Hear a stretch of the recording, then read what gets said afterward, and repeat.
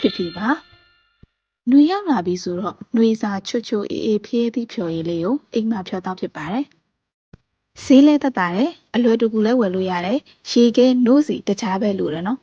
။အရင်ဆုံးဖျဲသည့်ကိုအတုံးတစ်တစ်လေးတွေစိတ်လိုက်ပါတယ်။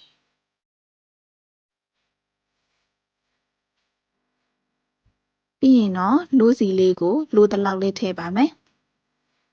စိတ်စိတ်လေးတောက်ချင်တယ်ဆိုလို့ရှိရင်တော့နို့စီလေးကိုနည်းနည်းလေးပို့ထည့်လိုက်ပါ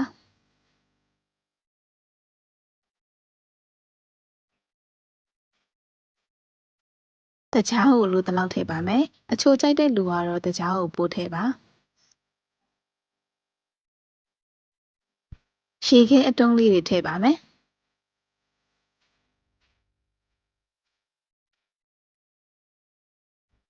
ရှည်သန့်လိုတလောက်လေးထည့်ပါမယ်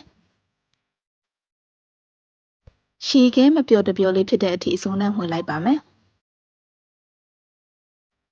မှွေလိုက်ညီးလိုက်လိုတာလေးထည့်ထည့်လိုက်နဲ့နောက်ဆုံးတော့ဖျဲသည့်အိမ်ဖြော်လေးရပါပြီ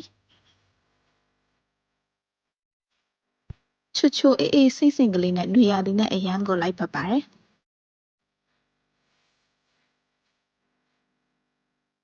ကဲပြီးသွားပြီဆိုတော့အပေါက်ကိုဥချပြီးတော့အရင်မိခန့်လိုက်ပါမယ်